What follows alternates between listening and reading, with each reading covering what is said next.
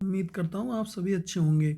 आज हम सॉल्व कर रहे हैं कक्षा 5, विषय है गणित, उप विषय है क्षेत्रफल और घेरा। ठीक है, क्वेश्चन नंबर पहले पे आते हैं। पार्थ और गिन्नी ने एक दुकान से आम पापड़ आप सभी ने खाए होंगे के 2 टुकड़े खरीदे। उनके टुकड़े नीचे दिखाए गए हैं। दोनों यह नहीं समझ पा रहे हैं कि किसका टुकड़ा बड़ा है। उन्हें टुकड़ों के क्षेत्रफल को मापने वह किसका टुकड़ा बड़ा है यह पता लगाने में मदद करें। ठीक है, ये है आयताकार। आम पापड़ कैसा होता है? आयताकार। तो पहले जान लेते हैं आयत का क्षेत्रफल निकालने का फॉर्मूला।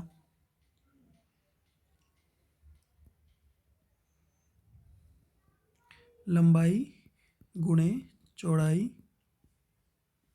ठीक है, तो यहाँ लंबाई दे रखी है इसने 5 सेंटीमीटर और चौड़ाई दे रखी है 6 सेंटीमीटर। दोनों को गुणा करेंगे तो 30 वर्ग सेंटीमीटर आ जाएगा।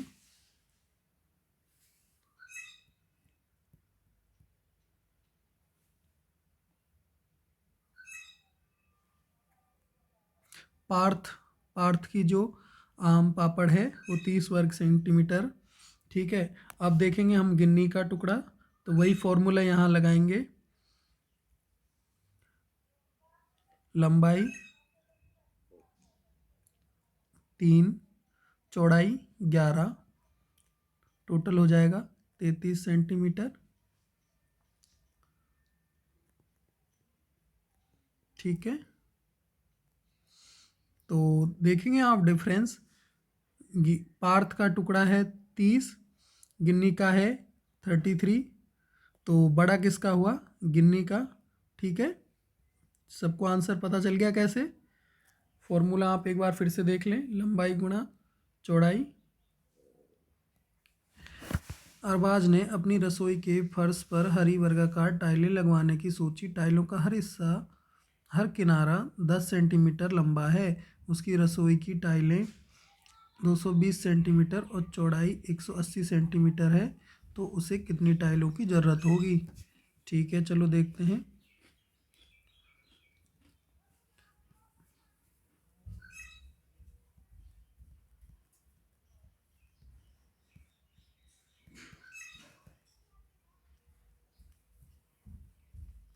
एक जीरो से एक जीरो, एक जीरो से एक जीरो और 22 को 18 से गुणा करेंगे तो 396 टाइलें यहाँ पे उत्तर आ जाएगा। ठीक है,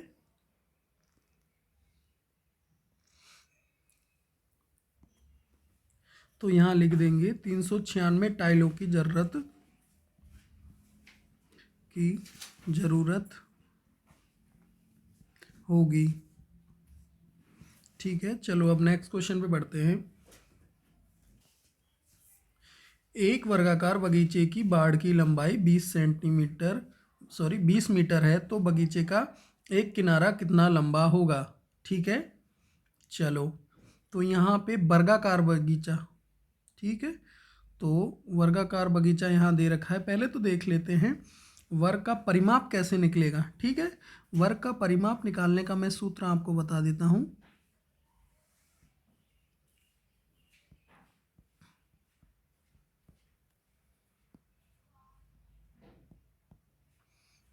इसका सूत्र होता है 4 गुणा भुजा।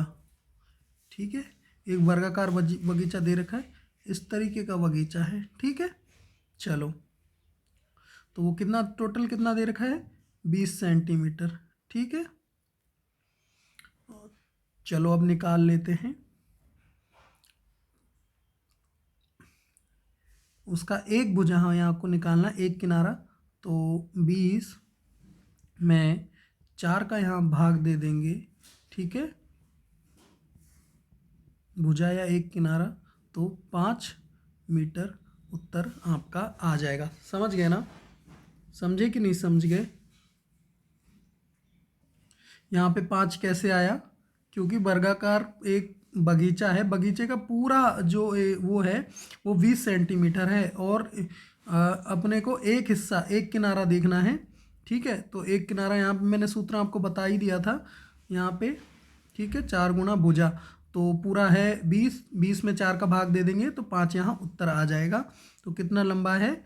5 मीटर लंबा। ठीक है, यहाँ पे आंसर लिख देंगे। ठीक है, चलिए आगे बढ़ते हैं इस तरीके से।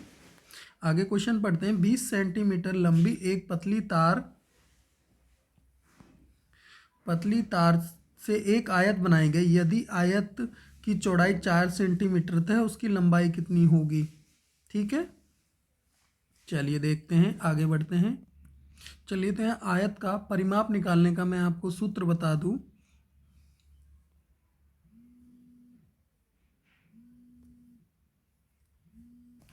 आयत का परिमाप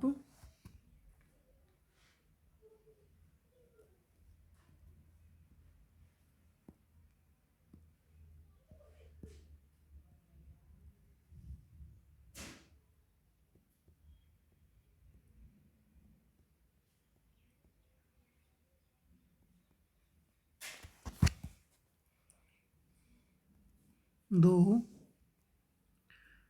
लंबाई प्लस चौड़ाई। ठीक है, चलिए तो यहाँ पे सॉल्व करेंगे। इधर मैं कर लेता हूँ। 2 लंबाई प्लस चौड़ाई दे रखी है 4 सेंटीमीटर। ठीक है, यहाँ ये दोनों गुणे हो जाएंगे यहाँ पे।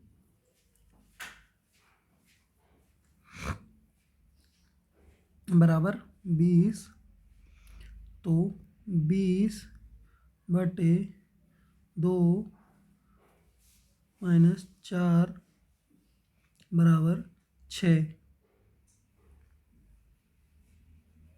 2 से 10 बार कट जाएगा, यहाँ पे 10 में 4 जाएंगे तो 6 सेंटीमीटर आंसर आएगा।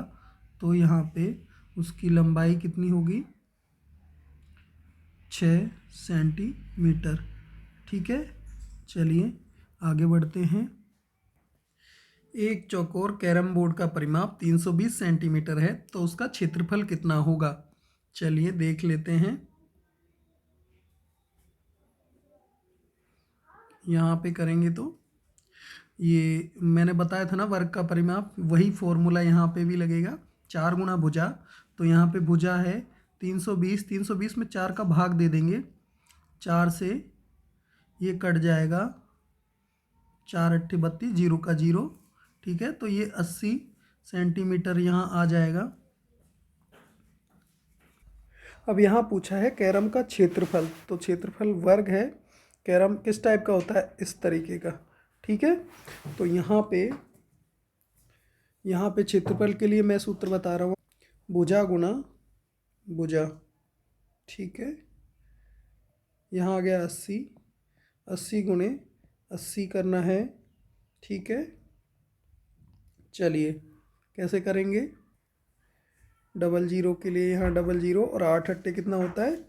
64। ठीक है, आ गया ना सिंपल, कितना आसान था।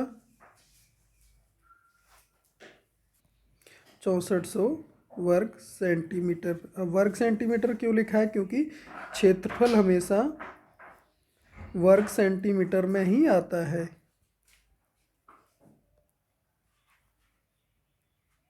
चलिए आगे बढ़ते हैं। सान्या, आरुषि, मानव और कबीर ने ग्रीटिंग कार्ड बनाए। नीचे दिए गए कार्डों की तालिका को पूरा करो। सान्या का ग्रीटिंग कार्ड दे रखा है जिसकी लंबाई चौड़ाई दे रखी है। हमें परिमाप और क्षेत्रफल निकालना है। तो फिर यहाँ पे परिमाप कैसे निकालेंगे? परिमाप के लिए ही यहाँ पे क्षेत्रफल मैंने सूत्र बता रहा हूँ मैं आपको। परिमाप बराबर 2 गुना लंबाई प्लस चौड़ाई। ठीक है, तो यहाँ 2 गुणे लंबाई कितनी दे रखी है? 10, चौड़ाई आपको दे रखी है 8। ठीक है, 10 और 8 18, 18 गुना 2, समझ गए ना? 10 या 8 यहाँ पे 18 हो जाएंगे। यहाँ 18 को 2 से गुणा करेंगे तो 36 सेंटीमीटर यहाँ पे उत्तर आ जाएगा। ठीक है, चलिए क्षेत्रफल निकालने का फॉर्मूला मैं आपको बता देता हूँ। आयत का क्षेत्रफल होता है लंबाई गुणे चौड़ाई। ठीक है, तो यहाँ पे लंबाई दे रखी है 10,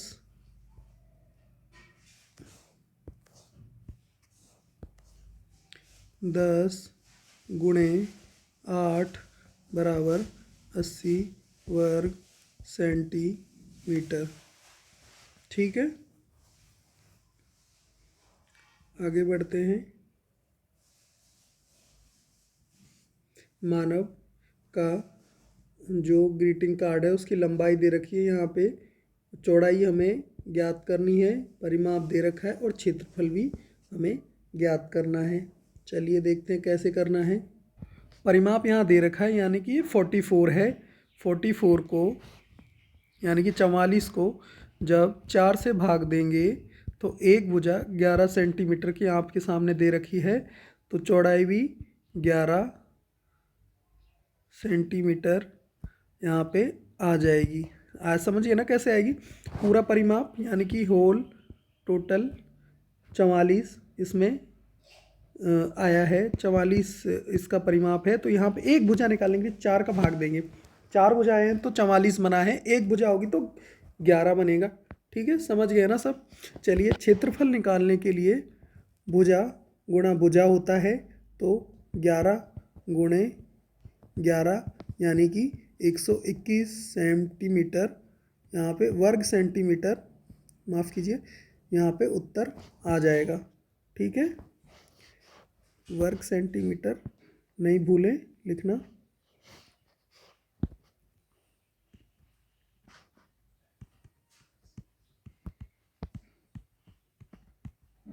ठीक है, समझ गए ना सब। चलिए इस तरह आगे बढ़ते हैं।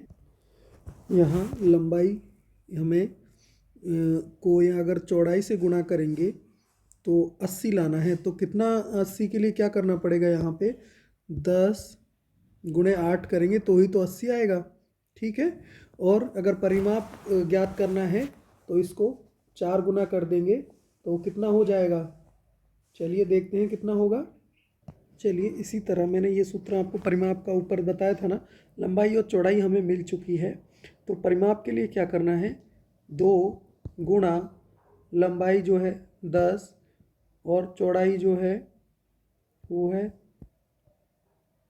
8। ठीक है, तो यहाँ पे आंसर हमारा हो जाएगा 36 सेंटीमीटर। ठीक है, इसी से मिलता जुलता कोई और भी पहले अपने भी किया था।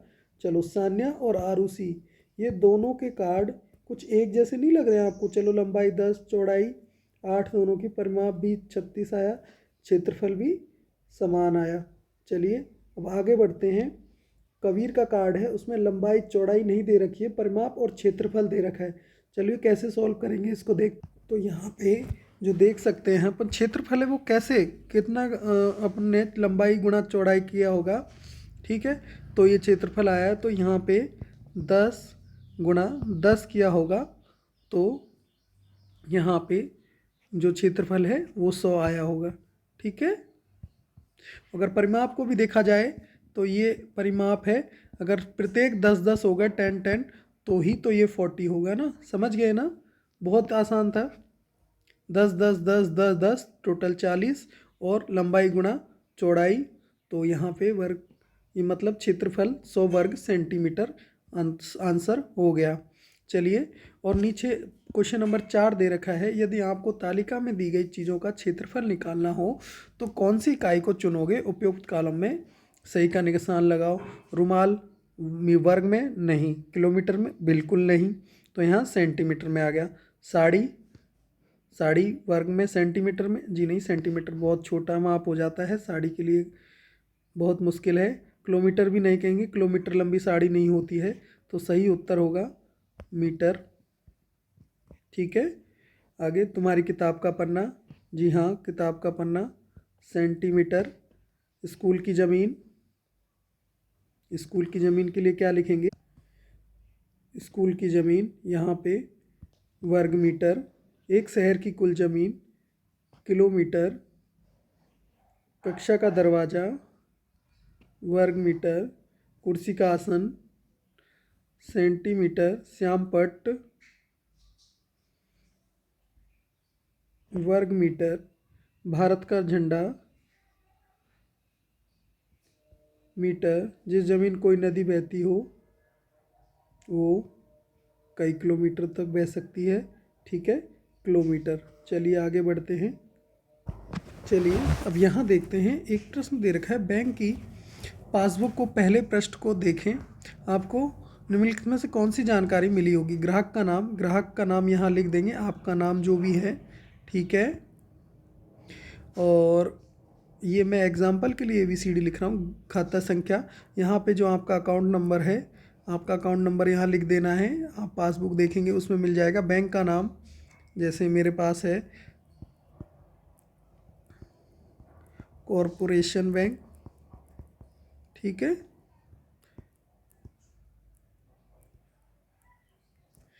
और बैंक की शाखा जो भी जिस एरिया में वो है, एरिया का नाम, ठीक है, कौन से एरिया में है।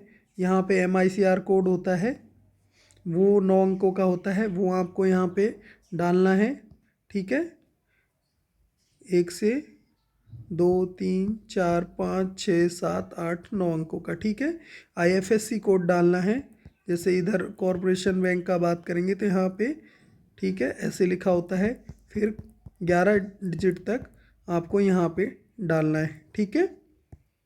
चलिए आप समझ गए ना। पासबुक का पहला पेज आप देखेंगे तो आपको और अच्छे तरीके से समझ में आ जाएगा, ठीक है। यहाँ पे एक नीचे दूसरा क्वेश्चन दे रखा है, परिवार की मासिक आय चार्ट 1 और किसी विशेष महीने के लिए परिवार के खर्च और के लिए नीचे दिए चार्ट पढ़ें, ठीक है। चार्ट 1 परिवार की मासिक आय, चार्ट 2 में है परिवार का खर्च, ठीक है। यहाँ दादाजी कमा रहे हैं, पिताजी कमा रहे हैं और माताजी भी कमा रही हैं, ठीक है। चलिए परिवार की कुल मासिक आय, तो कुल मासिक आय अगर जोड़ कैसे करेंगे, यहाँ पे जोड़ लेंगे 7,000, 9,000 और 6,000, ठीक है। चलो इनको जोड़ते हैं तो कितना हुआ, 9 6 15 और 7 22, ठीक है। तो 22,000 टोटल मासिक आय यहाँ पे आ जाएगी, ठीक है। टोटल आय कितनी आई है, 22,000, 22,000 रुपये, ठीक है। तो यहाँ लिख देंगे 22,000 रुपये। दिए गए महीने के लिए परिवार का कुल खर्च कितना है, ठीक है। परिवार का कुल खर्च देखेंगे, फ़ोन बिजली वगैरह में 1,500, ठीक है। किराया व फीस उसमें 6,500, ठीक है। राशन व अन्य में 5,800, तो टोटल गिन लेंगे 0 0 0 8 5 13, 13 और 5 18 की 8, हासिल 1 हुआ, 6 5 11, 11 और 1 12 और 1 13, तो 13,800 इनका कुल खर्च हो जाएगा, ठीक है। तो यहाँ क्वेश्चन है, क्या परिवार को महीने के खर्च पूरा करने के लिए बैंक से कुछ राशि निकालनी होगी, यदि हाँ तो कितनी। तो देखेंगे यहाँ पे मासिक आय हो रही है 22,000 और खर्च हो रहा है 13,800, तो फिर भी हमारे पास पैसे बच रहे हैं, ठीक है। तो हमें बैंक से निकालने की आवश्यकता नहीं है, ठीक है। समझ गए आप सभी, क्योंकि आय ज़्यादा है और खर्चा कम है। क्या परिवार को बैंक खाते में जमा करने के लिए अतिरिक्त धन बचा, यदि हाँ तो महीने की बचत कितनी है, ठीक है। चलिए देख लेते हैं। हमने कमाए 22,000 रुपये, खर्च हमारे हुए 13,800, 13,800 में से जब 22,000 घटाएंगे तो कितने बचेंगे देख लेते हैं, ठीक है। 8,200 रुपये हमारे पास अभी भी शेष बच जाए। तो समझ गए ना, यहाँ 8,200 बचत हमारी हो जाएगी, ठीक है, तीनों चीज़ें मिल चुकी हैं। खर्च हमारा ये है, आय हमारी ये है और बचत हमारी ये है। ठीक है बच्चों, बिल्कुल आप समझ गए होंगे बहुत ही अच्छी तरीके से। ठीक है, और आपको कहीं भी दिक्कत है तो आप क्वेश्चन हमसे पूछ सकते हैं। और आपको ये वीडियो कैसा लगा हमें ज़रूर बताएं। ठीक है, साथ ही अध्यापक इसे देखें और अगर कुछ आपको लगता है कि मैंने कहीं गलती की है तो वो भी मुझे ज़रूर बताएं। ठीक है, धन्यवाद।